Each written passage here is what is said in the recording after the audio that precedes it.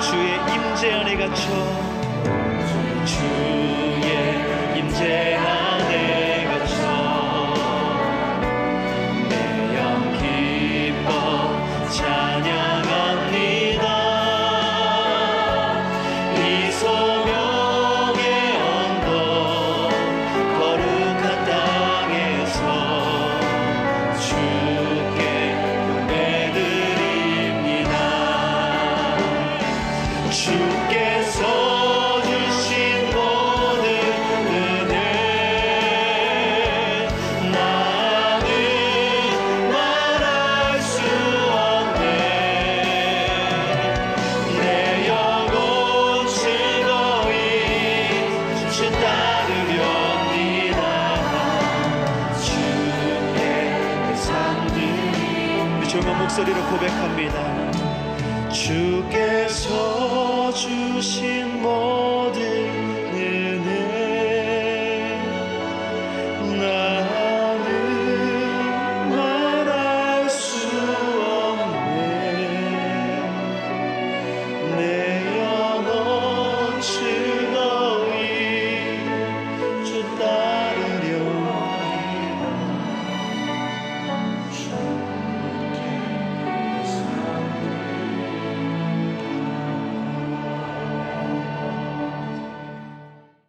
자, 오늘 이 성경의 굉장히 중요한 주제 중에 하나가 심판과 구원이라고 하는 것입니다. 심판을 하나님이 하신다.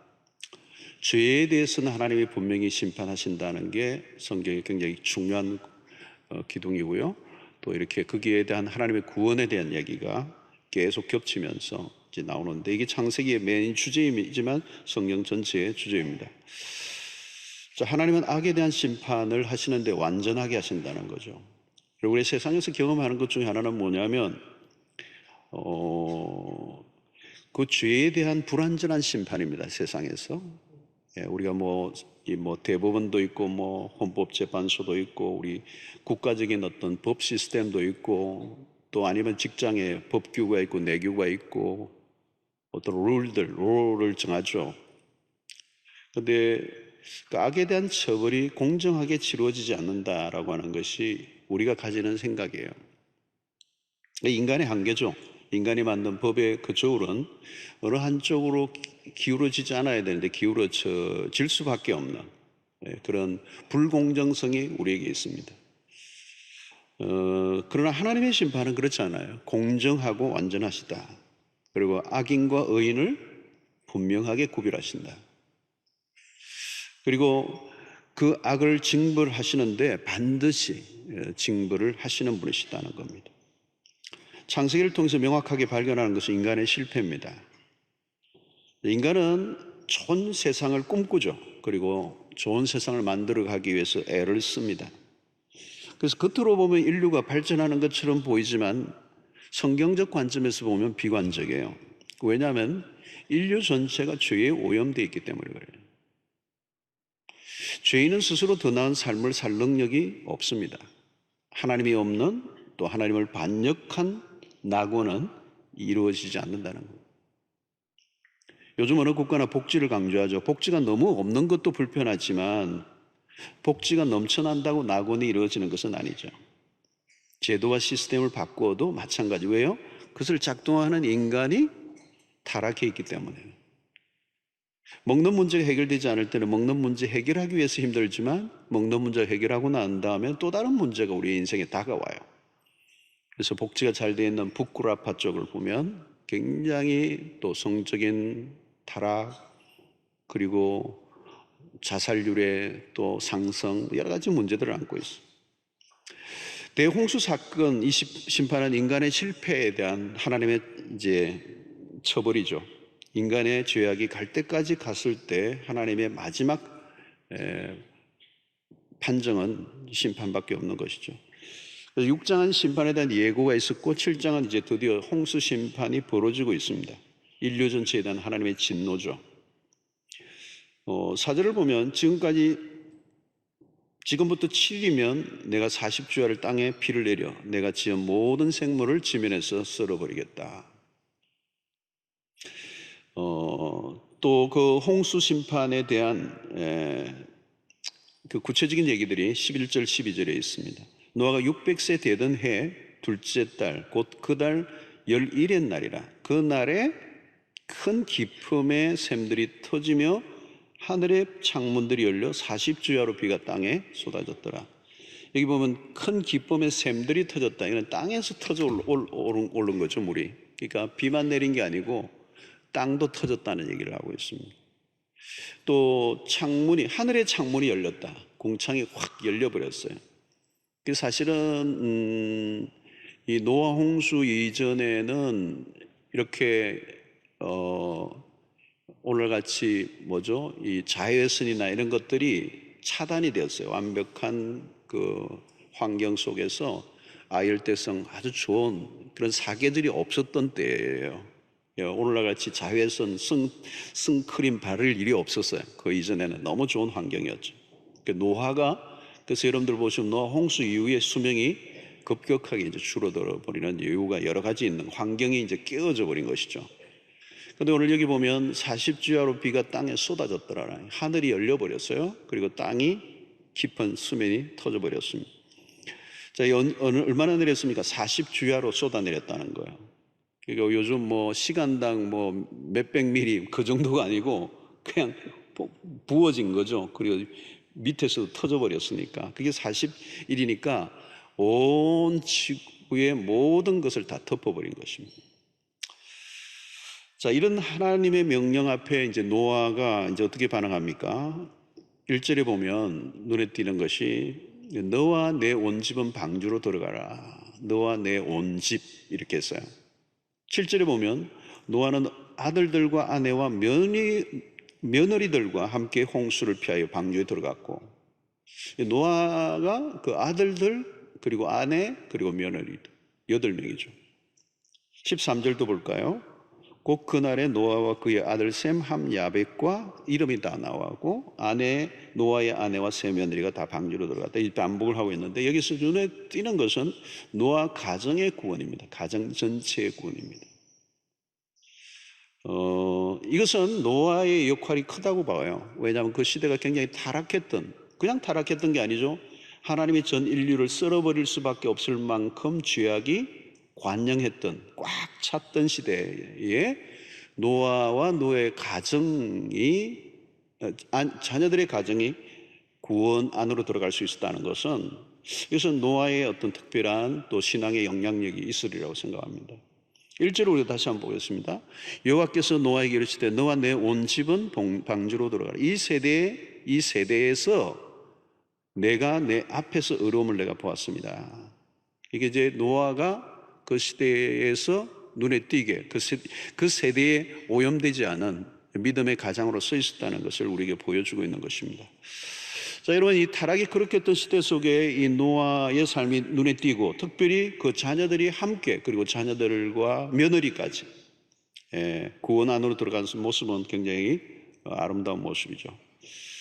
우리가 앞쪽에 살펴봤던 것처럼 창세기 6장 2절에 보면 하나님의 아들들이 사람의 딸들의 아름다움을 보고 자기들이 좋아하는 모든 여자를 아내로 삼는지라. 자, 이게 뭐예요? 그 당시에 타락상을 얘기해 주는 거잖아요. 결혼의 관계, 여러분 사회가 가장 이제 그 타락이 극한 타락의 상징적인 게 뭐냐면 가정 안에 문제가 생기는 겁니다. 결혼 제도가 무너지는 거예요. 그리고 거기에 특별히 그 안에는 하나가 뭐 있습니까? 성적인 타락이라는 거죠. 그래서 어느 시대나 타락상이 가장 잘 드러나는, 두드러지는 부분은 결국은 성적인 문란, 성적인 타락입니다. 로마의 그 함락이나 모든 걸 보면 역사의 그 한가운데는 그 타락이 가장 깊어졌을 때는 성적인 문제예요. 그러니까 이런 가운데서 노아의 아들들이 그리고 그 며느리들과 함께 구원을 얻었다. 사도행전 16장 31절을 보면 이르되 주 예수를 믿으라. 그리하면 너와 내 집이 구원을 받으리라. 너 한 개인이 아니고 너와 내 집이 구원을 얻으리라. 가정 전체의 구원을 얘기하는 것입니다. 여러분, 사랑하는 사람이 사랑하는 가족 중에, 우리가 사랑하는 가족을 사랑하는데 그 가족 중에 누군가 구원을 얻지 못한다면 그것처럼 기가 막힌 일이 없죠. 만약에 이 노아 방주를 짓고 그렇게 모든 120년 준비했는데 그 누군가가 거기에서 제외되었다면 여러분 어떤 마음이 들었겠습니까? 그게 정말 어떤 상태일까요? 자, 오늘 우리가 살아가는 이 시대는 굉장히 혼탁한 시대예요. 우리 주변에 이 문화적인 탕류가 너무 강합니다. 너무 오염된 시대를 우리가 살고 있어요. 그러니까 이런 오염된 시대 속에서 우리의 자녀들을 믿음으로 지켜낸다고 하는 것은 매우 어려운 것이죠.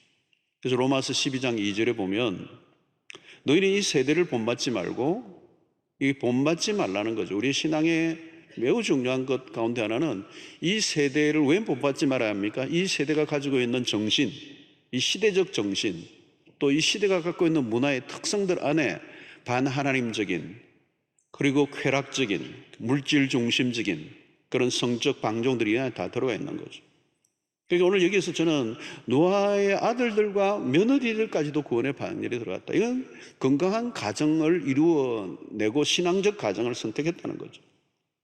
여러분, 우리 사실 자녀들의 결혼을 앞둔 부모들은 굉장히 걱정이 많아요. 특별히 딸을 둔 부모들이 걱정이 많더라고요. 좋은 믿음 좋은 신랑감이 그렇게 없다는 거예요. 정말 그게 저도 동의를 해요. 어떻게 교회에는 또 이 믿음이 좋은 자매들은 많아요. 근데 이 믿음이 있는 형제들이 남자 성도가 우선 좀 적잖아요. 확률적으로. 천국 가면 여자들이 확실히 많을 것 같아요.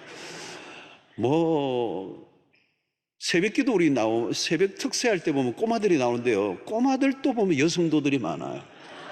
예. 남자애들은 가끔 몇 명 이렇게 있고.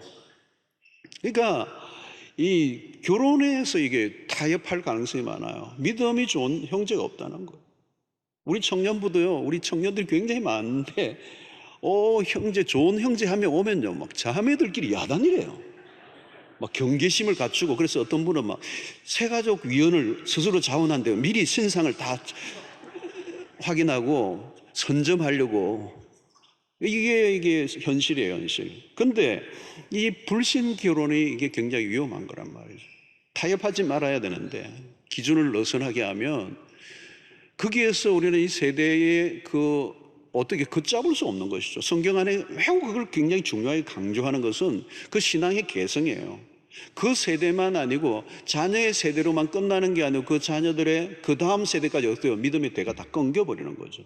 그 이방 결혼이라고 하는 것은 그 세대로 끝나는 게 그 자녀들의 세대와 영적인 대를 끊어버리는 일이 된다는 거예요.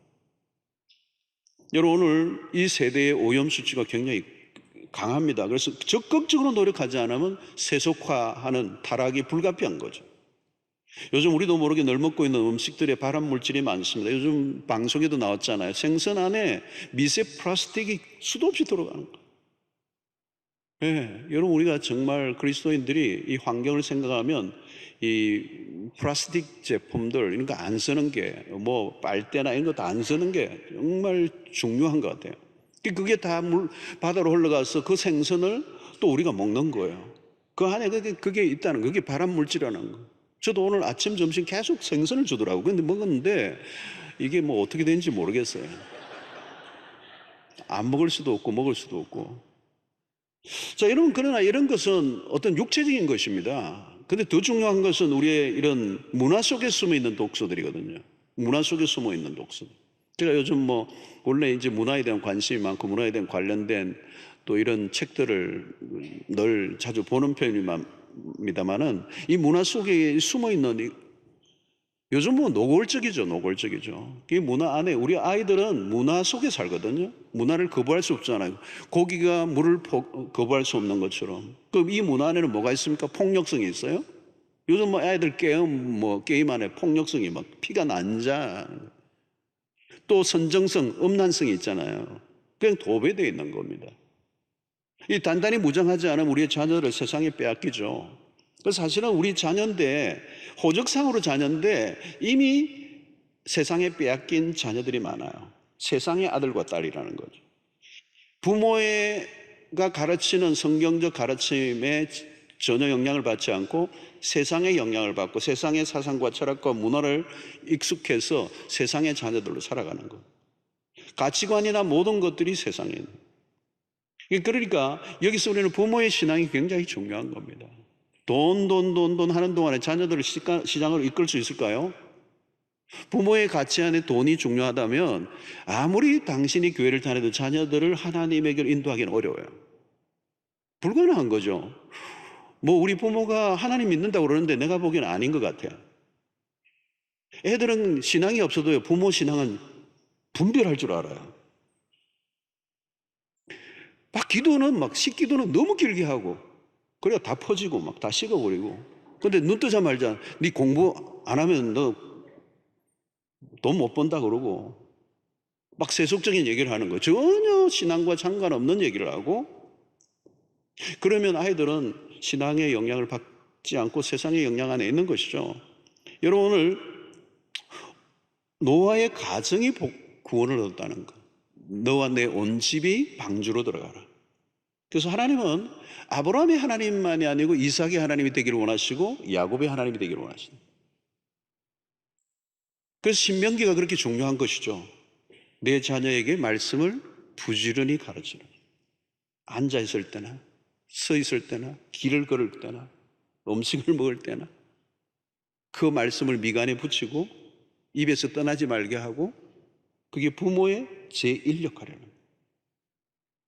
그런데 우리 한국교회가 위기를 안고 있는 게 뭐냐면, 교회 안에서의 신앙생활은 열심인데 자녀의 신앙의 개성에 실패를 했다는 거예요. 많은 경우에 오늘날 우리가 청소년을 전도하는 게 중요한 게 아니고 부모들이 신앙의 개성에서 가정에서 신앙의 교육이 일어나고 가정의 자녀들이 예수를 믿게 하는 거. 그것보다 더 중요한 게 없죠. 만약에 부모가 교회 일에 너무 바빠서 자녀들의 신앙을 교육을 게으리 한다면 교회의 사역을 내려놓고 그 아이들을 신앙의 개성하는 일을 먼저 해야 되는 거예요. 그게 우선이라는 거예요. 예. 자, 여러분, 오늘 두 번째는 노아에게 오늘 초점을 맞추고 있는 부분이 있는데, 그게 뭐냐면 5절을 보면 노아가 여호와께서 자기에게 명하신 대로 다 준행하였더라. 자기에게 명하신 대로 다 준행했다. 9절에도 보면 하나님이 노아에게 명하신 대로 암수 둘씩 노아에게 나와 방주로 들어갔으며, 여기 노아에게 명하신 대로 16절도 하나님께서 명하신 대로 들어가며. 자, 여기서 계속 반복하는 것은 노아의 순종입니다. 근데 이 순종이 무슨 순종입니까? 말씀에 대한 순종이에요. 자, 이 노아의 순종이 왜 우리가 그렇게 클로즈업 될 수 있는 것입니까? 그 당시는 비가 오지 않은 때란 말이죠. 비를 경험하지 않은 때라는 거죠.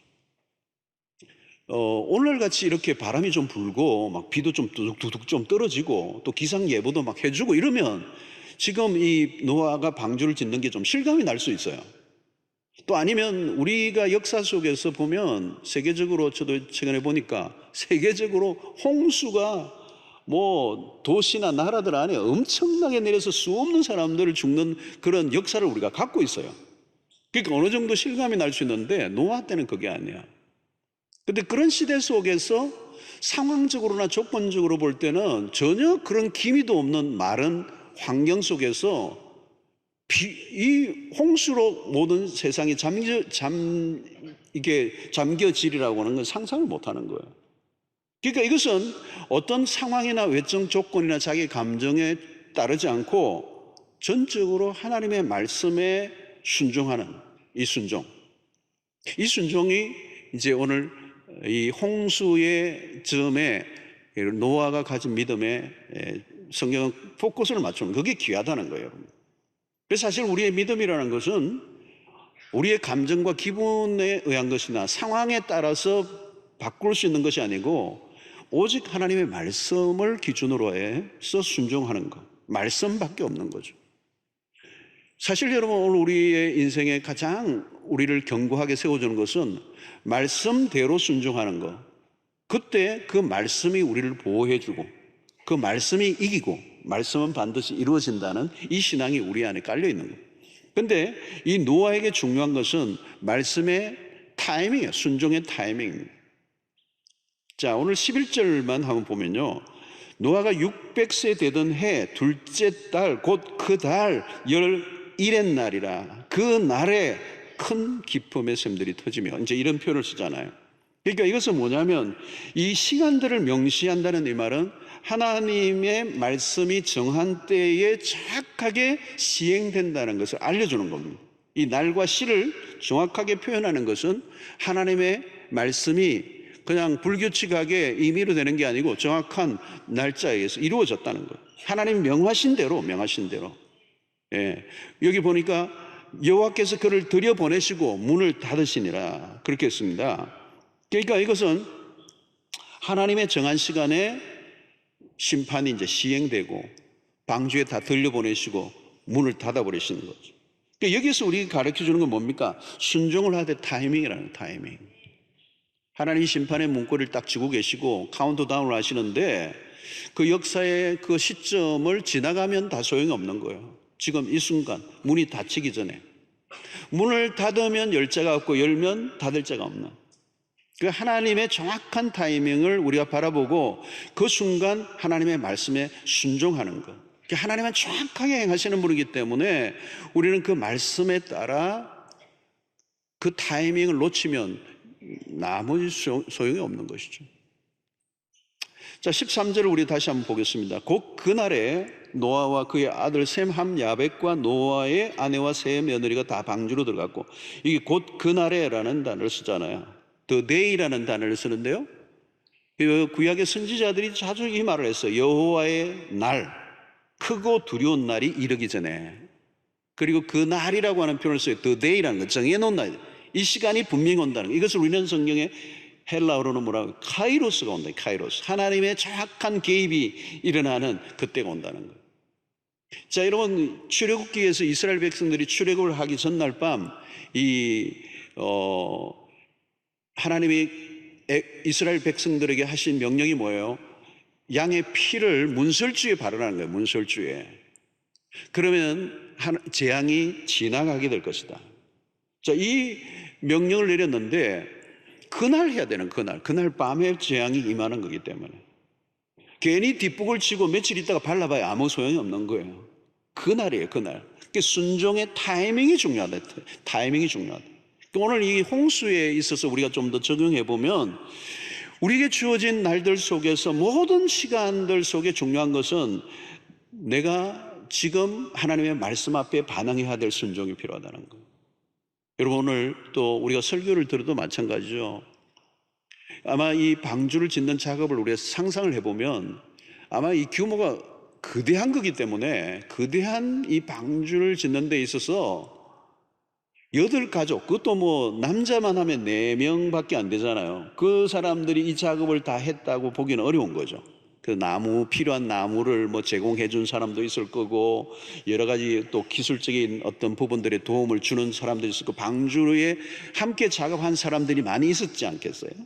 그러면 그 사람들은 그 방주에 참여하면서, 작업에 참여하면서 막 질문을 끝도 없이 했을 거예요. 도대체 왜 짓냐고, 그냥 막말을 하는 사람도 있을 것이고, 막 질문들을 했을 거 아니에요. 그때마다 노아가 대답을 했을 거예요. 왜 내가 이걸 짓는지. 누구로부터 들은 겁니까? 하나님으로부터 들은 말씀을 곧 세상이 멸망한다. 물로. 구원을 얻으려고 하면 방주로 들어가면 된다. 방주에 들어가는, 이 방주를 짓고 이 방주에 들어가면 산다. 이 말을 노아가 수도 없이 했을 거예요. 근데 아무도 그걸 믿지 않고 받아들이지 않고 거기에 반응하지 않은 거예요. 여러분, 방주에 들어간다는 말은 오늘 우리의 신약적 의미로 이 방주는 뭐예요? 예수 그리스도를 말하는 거예요. 방주에만 들어가면 너가 어떻게 살았든 문제가 있든 상관없이 너가 방주에 들어가면 산다는 거예요. 오늘도 우리 마찬가지 아닙니까? 누구든지 그리스도를 믿기만 하면, 그리스도를 주로 고백하고 시인하면 구원이 주어진다.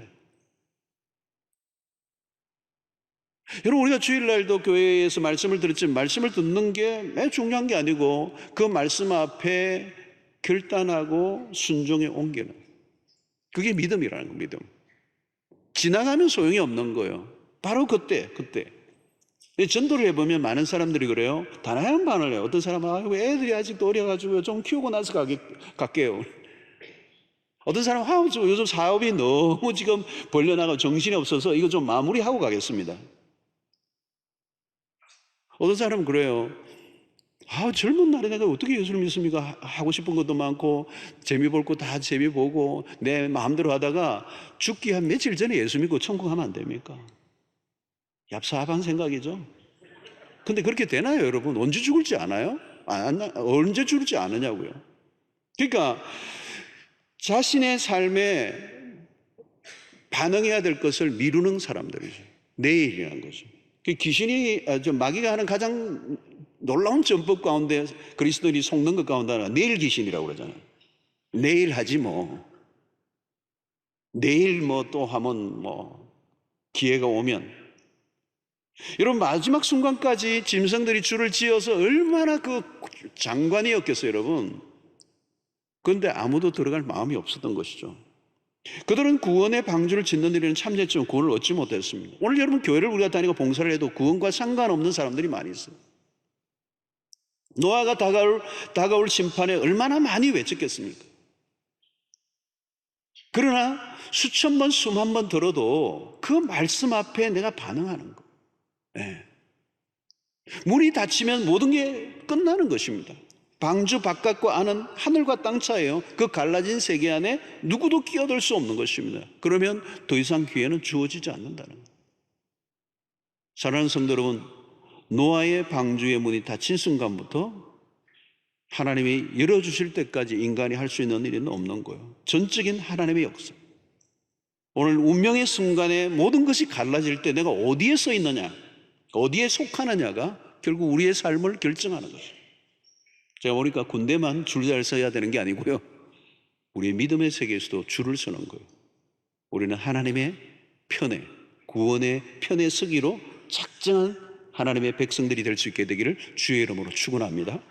자, 22절과 23절을 보면 육지에 있어 그 코에 생명의 기운에 숨이 있는 것은 다 죽었더라. 지면의 모든 생물을 쓸어버리시니 곧 사람과 가축과 기는 것과 공중의 새까지라.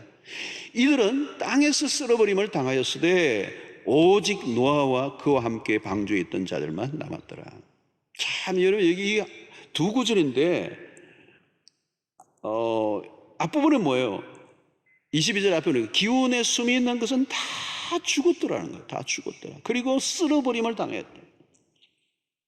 여기는 하나님의 긴 한숨을 우리가 22절과 23절 사이에서 느낄 수가 있어요. 슬픈 스토리죠. 다 죽었더라. 죄로 인하여 인류가 다 죽었다.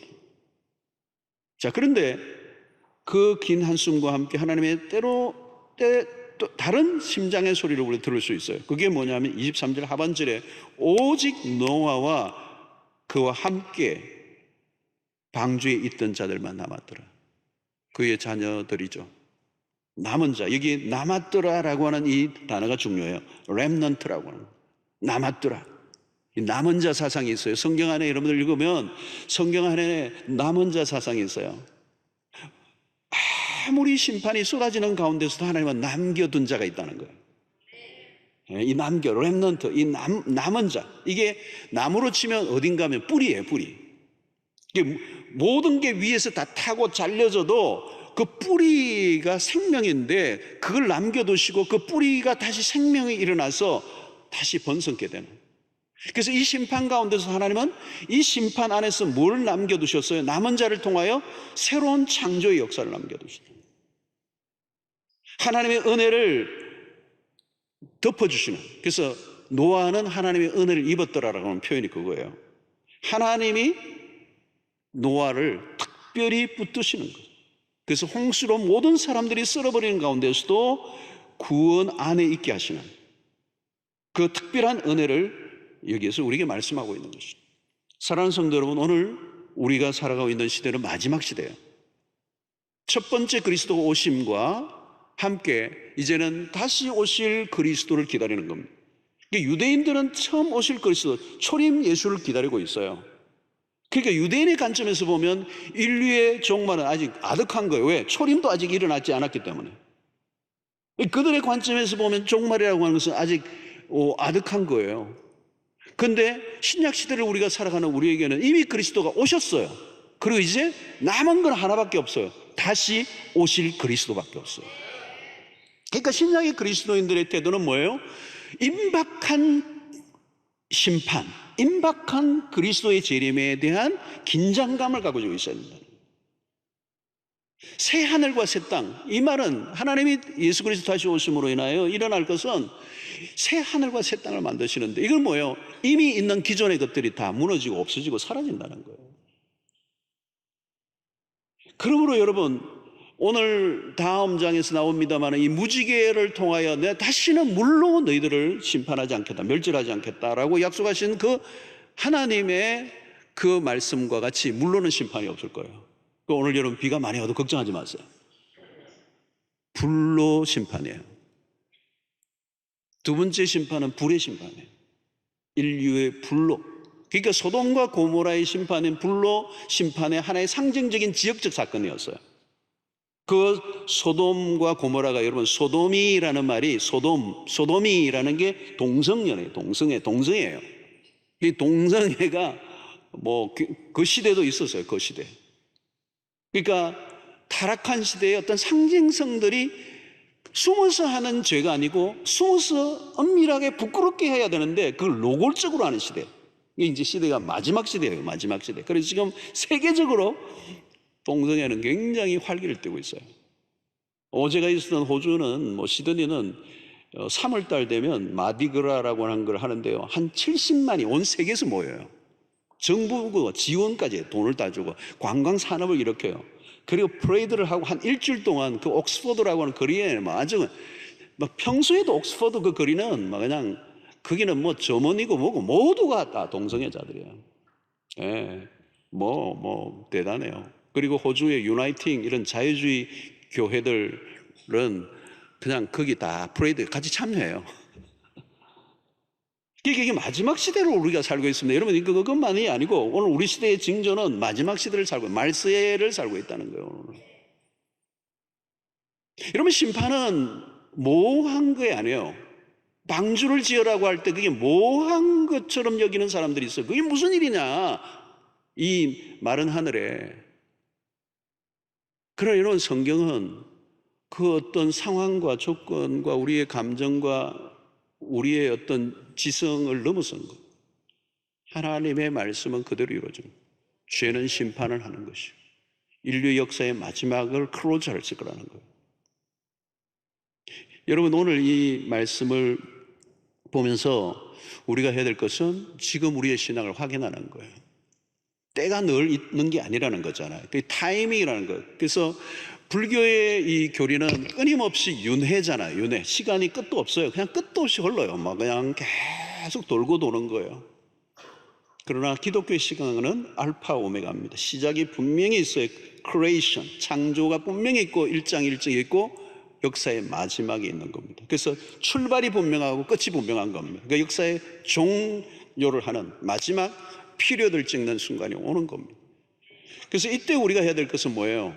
고린도후서 6장 2절의 말씀입니다.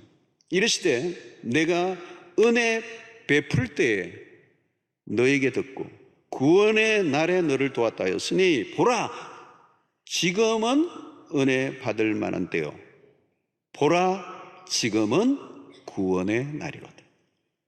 이게 여기서 매우 중요한 단어는 뭡니까? Now, 지금이라는. 지금 은혜 받을 만한 때요, 지금 구원의 날이로다. 여러분, 은혜를 언제나 받을 수 있을 거라고 생각해서 안 된다는 거예요. 언제나 구원의 기회가 온다고 생각해서는 안 된다는 거예요. 우리는 미래에 주어질 마지막의 종말도 종말이지만 개인의 종말은 언제나 찾아와요. 내가 언제 어떻게 될지 몰라. 요즘은 제가 요즘 최근에만 해도 장례식도 내가 몇 번 어느 목사님 가족들 이래가지고 조화를 몇 군데나 신경 쓰고 우리 교인들 가운데 이번 주간에도 장례가 있고 너무 모르는 거예요. 우리 개인은 언제 어떻게 종말이 오는지 모르는 거예요. 좀 뭐 암이 또 많잖아요. 뭐 암이면 내 인생에 종말이 온 거예요. 그죠? 예. 그러니까 여러분, 우리가 언제나 기회가 있다고 생각해서는 안 된다는 거예요. 제자 훈련도 여러분 받을 때 받으셔야 돼요. 갑자기 제자 훈련이 나오네. 뭐 언제 한번 뭐 기회 되면 받지. No, 안 돼요. 기회가 주어질 때 받아라는 거죠. 이거 좋은 적용이네. 여러분, 은혜 받을 때 내가 받는 거예요. 예수를 믿는 것도 마찬가지예요, 여러분. 언제 어떻게 될지 모르잖아요. 여러분, 마태복음 25장에 보면 말세의 징조들을 얘기하고 또 그게 관련된 여러 가지 비유들이 나오는데 달란트 비유나 뭐 열처녀 비유나 다 그런 거예요. 신랑이 오고 싶을 때 오는 거예요. 주인이 오고 싶을 때 오는 거예요. 준비하라는 거예요. 준비하라는 거죠. 자, 여러분, 왜 우리가 오늘 이 순간이 중요합니까? 시간은 우리의 영역이 아닙니다. 우리가 시간 속에 살 뿐이지 우리는 시간을 컨트롤할 수가 없어요. 시간은 1.1초도 우리가 움직이지 못해요. 시간은 하나님의 손에 있어요. 하나님이 시간을 움직이시는 분이죠. 그래서 하나님이 일하신다라고 할 때는 그 말은 이 시간 속에서 일하시고 시간 안에 관여하시고, 하나님이 관여하신다는 말은 시간 안에 들어오신다는 얘기고, 그분은 시간을 완성하실 거라는 거죠. 그러니까 우리가 하는 일은 뭘까요? 이 주어진 이 시간 속에서 하나님의 그 뜻에 복종하는. 그래서 여러분, 신약에 보면 때가 참회라는 단어가 나오죠. 때가 참회라고. 이게 헬라로 플레노라고 하는 그 단어인데요, 만삭이 된, 그죠? 만삭이 된 거, 만삭이 되면 어떻게 해요? 막을 길이 없어요. 그냥 아이가 나오는 거예요. 막을 수가 없어. 그냥 나오는 거예요. 때가 되면 그냥 그건 아무도 막을 수 없는 거예요.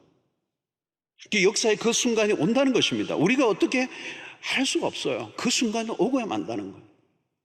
이스라엘 역사가 암울했을 때 때가 참에 그 암울한 역사를 걷어내는 한 분이 오셨잖아요. 그리스도가 오심으로 그 혼란을 다 걷어내신 새로운 역사를 펴나가시는 구원의 날들이 일어납니다. 오늘 또 마찬가지예요, 여러분. 오늘 우리의 신앙 속에 하나님의 그 주권 속에서 오늘도 이 세상을 움직이고 있을 것이고, 결국은 마지막 날 불로 이 온 세상을 끝을 내시는 날이에요. 자, 그럼 오늘 우리가 해야 될 것은 하나예요. 우리의 신앙을 확인하는 겁니다. 지금 이 순간 내 신앙을 확인해야 돼요. 방주로 들어가라. 예수를 믿어야 구원을 얻는다. 네. 방주 짓는 일에 수고했다고 구원을 얻는 게 아니고, 방주 안으로 들어가라고 하는 하나님의 말씀에 순종해야 구원을 얻는 거예요. 그게 믿은 자가 들어갈 수 있는 거잖아요. 예수를 믿어야 구원을 얻는 거란 말이죠. 교회를 10년, 20년 다녔다고 구원을 얻는 게 아니고, 예수를 믿어야, 피 묻은 십자가의 복음을 정확하게 이해하고 내가 죄인됨을 깨닫고 십자가 외에는 내가 구원을 얻을 길이 없음을 간절히 믿고 그분 앞에 복종하는 거. 오늘 또 2부, 3부, 4부에 세례식을 했어요. 세례자들이 다 간증을 하는데 진짜 놀라운 간증들을 했어요. 한 분 한 분의 간증이 너무 귀했어요. 예수 그리스도를 믿지 않고 있을 때 자신의 삶이 어떠했는가를, 그리고 그 이유가 얼마나 분명한가를, 그 예수 그리스도를 누구도 내가 왜 그걸 이제 깨달았는가, 왜?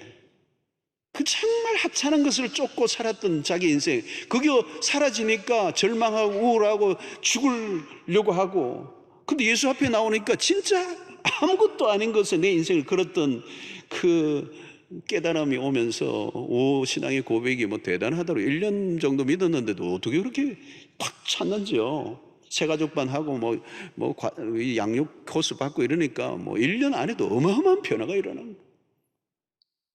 사랑하는 성도 여러분, 오늘 우리의 신앙을 확인해야 돼요. 이 마지막 때에 주님이 오실 때 내 신앙으로 과연 주님을 맞이할 수 있는가? 그 심판을 두려워하지 않고 아멘 주 예수여 어서 오시옵소서 할 수 있는가? 저는요, 목회를 하면서 늘 가지는 관심 중에 하나가 뭐냐면, 저는 우리 부목사님들에게 날마다 얘기합니다. 뭐 행사하고, 뭐 집회하고, 뭐 프로그램 돌리는데, 그것보다 더 중요한 것은 한 영혼에 집중해야 되고, 그 영혼이 과연 회심을 경험하고 예수 그리스도를 만나고 구원을 경험했는가.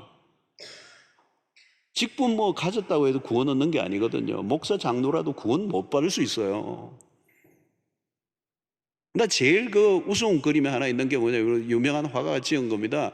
마지막 종말 그 성화인데, 그냥 예수님이 막 오시고 구름 타고 오시는데 막 모든 성도들이 막 그냥 들림을 받고 있는데, 성직자 옷을 입고 있는 한 사람이 막 교회로 걸어가고 있는 거예요. 아니, 내가 보기에는 목사가 아니고 사제겠죠? 나 모르겠어요. 교회 갈 일이 아니고 들림을 받아야 되는 거예요. 근데 자기 직무에만 감당한 거죠. 직무에만 감당했는데 그가 하나님의 구원받은 백성이 아니라는 거예요. 아마 풍자적인 그림이겠죠. 저는 교인이 많기 때문에 감동하는 목사는 아니에요. 저는 제가 목회하는 동안에 제가 다니는 교회 성도들이 정말 복음을 제대로 이해하고 구원의 확신을 가지고 주님이 오실 때 부끄럽지 않게 천국의 영생 복락을 누리는, 한 명도 그 구원에서 탈락하지 않는 역사가 있기를 바라는 거예요. 사람이 많이 모이는 게 중요한 거야. 근데 여러분, 천국 가가지고 어느 날, 야, 너 교회 되게 큰 교회 목회하고 왔대. 근데 너 교인들 안 보이더라 많이. 그러면 여러분 어떡하겠어요? 제가 주일학교 초기 첫 전도사를 했을 때요, 열심히 했어요. 뭐 제가 열심히 했어요, 열심히. 그래가지고 막 동네 꼬마들을 다 모았어요, 그냥. 쟤는 그냥 막 샅샅이 그냥 구석구석에 토요일마다 그냥 온 동네를 돌고 막 북치고 그냥 캠퍼스 놓고 막 껌 나눠주고, 내 주머니에는 내 사탕이 들어가 있고 융판 설교하고 학장 주일학교까지 다 했어. 주일 아침에 막 곳곳에 기대를 모으고 오고 애들 다 모았어요. 근데 제가 그 사역을, 그 교회를 마치고 이제 마지막 설교를 하는 동안인데요, 갑자기 내 안에 깨달음이 오는데 뭐냐면, 너 이 아이들 숫자만 동원하고 담임 목사님들 칭찬만 받고 막 열심히 한다는 칭찬만 들었지, 이 아이들의 영혼 구원에 내가 얼마나 관심을 가졌냐면, 와, 그게 갑자기 그 마지막 그 예배 시간에 막 제가 설교를 해야 되는데 눈물이 나서 견딜 수가 없는 거예요. 회개의 눈물이 나오는 거예요. 하나님, 내가 잘못 먹겠습니다. 꼬마들 그냥 들이모으기만 힘썼지, 이 아이들 한 명 한 명, 물론 제자 훈련도 하고 노력했어요. 근데 제가 보기에는 부족한 거예요. 그래서 막 통곡을 해서 진짜 통곡했어요. 그 마지막 날 난 예배를 지금 잊을 수가 없어요. 그러니까 부장 집사님이 계속 찬송하면 하는 거예요. 내가 나와서 설교를 해야 되는데 울고 있으니까. 사랑하는 성도 여러분, 저는 딱 하나예요. 우리 교인들이 모두가 복음을 이해하고 구원을 확신하는, 구원에 들어가는 은혜가 있기를 바라고요. 또 하나는 뭐예요? 제자가 되는 거예요. 제자가 되는 거. 그리스도의 제자로 사는 거예요. 왜요? 나뿐만 아니라 내 주변의 사람들을 예수 믿게 하는 거죠. 노아는 안타까웠을 거예요. 120년 동안 설교를 했는데, 오늘날 지금 120년 목회하고 120년 동안 설교했는데 자기 가족 외에는 구원을 얻지 못했어요. 여러분, 오늘 우리 주변에 죽어가는 영혼들이 많이 있습니다. 오늘 또 주님이 오시지 않은 이유는 잃어버린 영혼들이 더 구원 얻기까지, 우리가 잘났기 때문에 하나님 우리를 심판하지 않는 것이 아니고, 그 기간에 남아있는 게 아니고 아직도 구원 얻을 백성들이 남아있기 때문에 우리를 통하여. 여러분, 구원이라고 하는 것은, 그 구원이 무엇인가를 제대로 이해한 사람들은 그 구원을 다른 사람들에게 얘기해 줄 수밖에 없는 속성을 갖고 있어요. 이 전도라고 하는 것은요, 그냥 누구에게 교회에 나오라고 하는 얘기를 하는 것이 아니고, 내가 받은 구원에 얼마나 크고 놀라운 것을 깨달으면 입을 다물 수가 없어요. 이걸 내가 얘기 안 하면 그건 큰 죄를 짓는 것 같다는 거예요. 자주 제가 얘기합니다. 그렇게 짜장면, 그 달랑 짜장면 맛있는 집 하나도 갔다 오면 그걸 내가 말하지 않고는 견딜 수 없잖아요. 야, 그 집에 가니까 짜장면이 그렇게 맛있더라. 면발이 끝내주고 값도 싸고, 제가 최근에 칼국수집 어디 누가 안내해가지고 갔는데 기가 막힌 거예요. 기가 막힌 거. 막 밤인데도 줄을 서고. 그래서 내가 얼마나 다른 교육자들에게 얘기했는지 막 거기가 지금 어디냐고 다 막 관심을 갖고 있어요.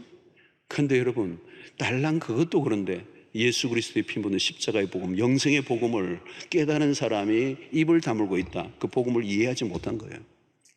이 마지막 때 깨어있는 신자로서 이 종말에 내 신앙 확인하고 내 주변에 많은 사람들에게 그날이 곧 올 것입니다. 그날에 준비된 자로 믿음 준비하여서 구원을 얻는 영광을 함께 누릴 수 있도록 가장 먼저는 우리의 가족들, 그리고 우리의 자녀들, 우리의 이웃들, 우리 친척들에게 복음을 알리는 일에 힘쓰는 여러분들 되시기를 주의 이름으로 축원합니다.